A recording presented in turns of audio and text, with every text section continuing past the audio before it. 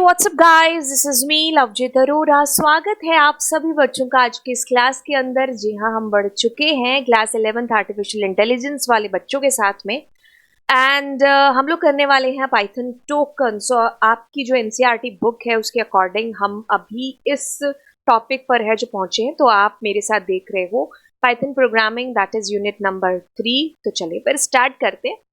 अब देखिए क्या चीज है, अगर हम बात करें पाइथन टोकन्स की, क्या है टोकन्स?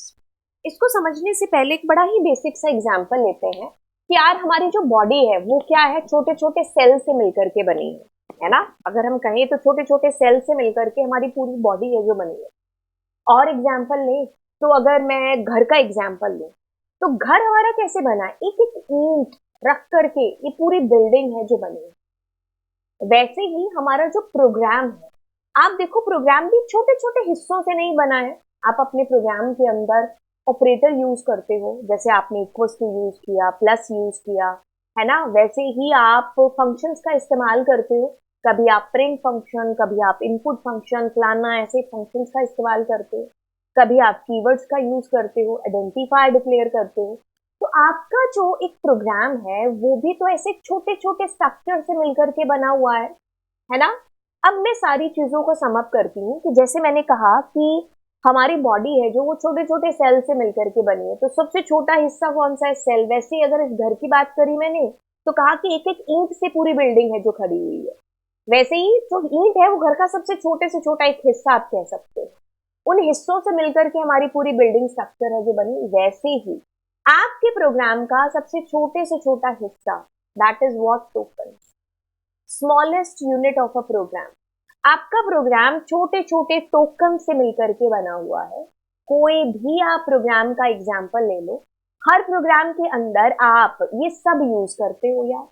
क्या आप कीवर्ड यूज नहीं करते? ऐसा नहीं है कि हर प्रोग्राम में कीवर्ड यूज होगा ही होगा, बट बेसिक अगर हम एक ओवरऑल देखें तो हम कीवर्ड्स का इस्तेमाल करते हैं, बिल्कुल। आइडेंटिफायर डिक्लेयर करते हैं, फंक्शन इस्तेमाल करते हैं, दुनिया भर के पंक्चुएटर्स हम यूज करते हैं, लिटरल का इस्तेमाल करते हैं, ऑपरेटर्स यूज होते हैं, हम उसमें लिस्ट, डिक्शनरी, इन सब का इस्तेमाल भी कर रहे होते हैं।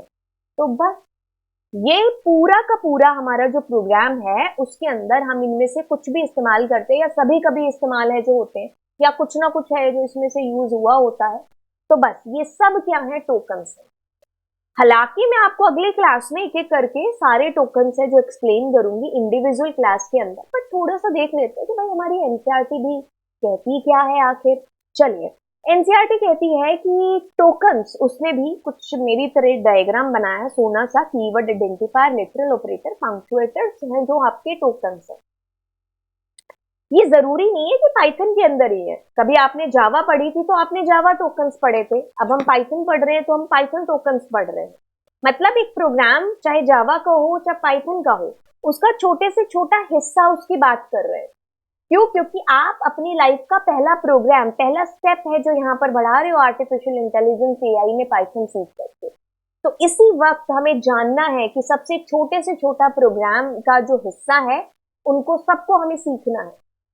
अच्छा, अब ये कहता है कि पाइथन का कोई भी प्रोग्राम ले लो, वो कंसिस्ट है किससे? टोकन से। आप इसको अगर कहोगे कि smallest unit of a program, तो बिल्कुल यही एक सच्ची और एक सही डेफिनेशन है। आपसे अगर कल को किसी ने वाइवा में पूछ लिया और आपको कम शब्दों में उसको सम अप करना है टोकन्स को, तो यू विल बी सेइंग कि भाई smallest unit of a program, that is called token. अब दुनिया भर के जो एग्जाम्पल मैंने दिए हैं आप देकर के सामने वाले को समझा सकते हो।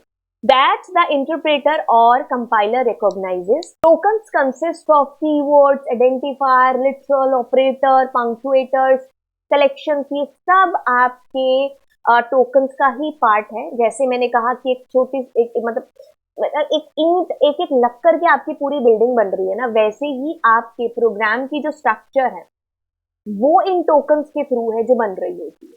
अब आपका कंपाइलर, इंटरप्रेटर है, उसको एग्जीक्यूट कर रहा होता है ना, क्योंकि वो हर एक हिस्से को, हर एक टोकन को चेक करेगा।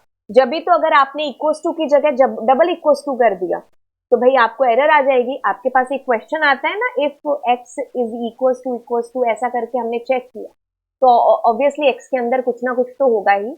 लेकिन if suppose you are writing like this, तो आपको वहीं पे एरर आ जाएगी ना। तो ये देखो, ये टोकन सेपरेट हो गया और ये चेक हो रहा है, दिक्कत आएगी, एरर आएगी तो वहीं पर स्टॉप हो जाएंगे। अंटिल हम इसको सही नहीं करेंगे इंटरप्रेटर आगे ही नहीं जाएगा। ठीक है, तो कहता है कि आपके पास ये समझ में आ गया, during lexical analysis the Python interpreter breaks down the source code into the tokens facilitating subsequent parsing and interpretation process. तो ये मैं आपको समझा दिया मैंने आपको कि भाई आपके प्रोग्राम का सबसे छोटे से छोटा हिस्सा इज कॉल्ड टोकन्स, और हर छोटे से छोटा हिस्सा है जो आपका चेक होगा। अगर मान लो इस पूरी बिल्डिंग में मैंने यहाँ पे ईंट नहीं लगाई होती तो क्या होता, नहीं ना, लगाएंगे हम ईंट, क्योंकि एक एक ईंट लग लग करके ही हमारी पूरी बिल्डिंग है जो बनी है।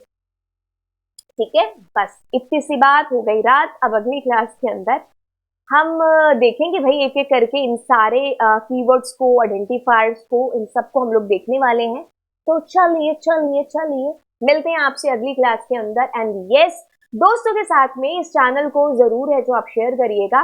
एंड जल्दी जल्दी हम लोग 1 लाख सब्सक्राइबर तक पहुंच जाए, है ना। बस इतनी सी इच्छा है यार, इतना सा सपना है। यस, सपना देखा है तो पूरा तो होगा, बट उसको पूरा करने के लिए आप लोगों की जो है हेल्प है जो जरूर लगेगी। दोस्तों के साथ जितना हो सके उतना इस चैनल को शेयर करिए। अगर ये टॉपिक आपको अच्छे से समझ में आया और कोई भी टॉपिक आपको अच्छे से समझ में आया, घर पे जितने डिवाइस है सबसे सब्सक्राइब वाले बटन पर क्लिक करना है। एंड मिलते हैं अब अगली क्लास में। Bye bye.